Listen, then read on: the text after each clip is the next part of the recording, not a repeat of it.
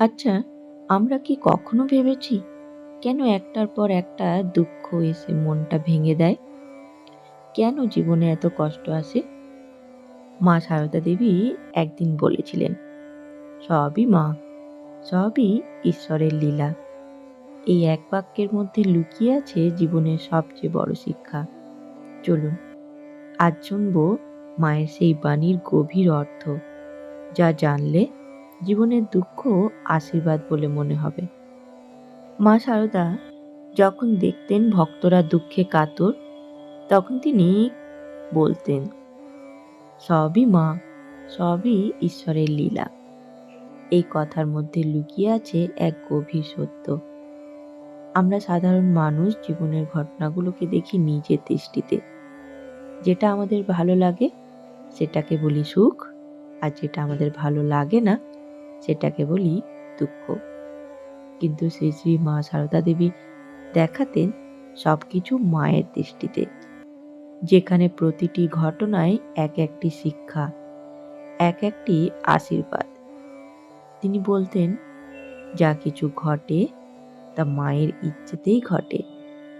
মায়ের জগতে ভুল বলে কিচ্ছু নেই। ভাবতো, একটা শিশু যেমন বুঝতে পারে না মা কেন তাকে তিক্ত ওষুধ খাওয়াচ্ছে, কিন্তু মা জানে এই ওষুধ না খেলে তার সুস্থতা আসবে না। তেমনি ঈশ্বরও মাঝে মাঝে আমাদের জীবনে দুঃখ দেন, কিন্তু সেই দুঃখের মধ্যে দিয়েই তিনি আমাদের আত্মাকে গঠন করেন। মা বলতেন, দুঃখের সময় কেঁদো না, প্রার্থনা করো, কারণ সেই সময়ই আমরা ঈশ্বরের সবচেয়ে কাছাকাছি পৌঁছাই। তিনি আরও বলতেন, ভালো আর মন্দ, সুখ আর দুঃখ সবই মুদ্রার দুই পিঠ। যদি একটাকে মেনে নাও, অন্যটাকেও গ্রহণ করতে শেখো। মা সারদার জীবনে এই সত্য বারবার প্রকাশ পেয়েছে। যখন তিনি কঠিন দারিদ্র্যের মধ্যে থেকেও হাসি মুখে ভক্তদের সেবা করেছেন, তখন কেউ তাকে জিজ্ঞেস করেছিল, মা এত কষ্টের মাঝেও আপনি শান্ত আছেন কিভাবে? মা হেসে বলেছিলেন, যা হচ্ছে তা আমার মায়ের ইচ্ছে, আমি কেন চিন্তা করব? এই শান্ত স্বীকারোক্তির মধ্যে লুকিয়ে আছে মুক্তির সূত্র।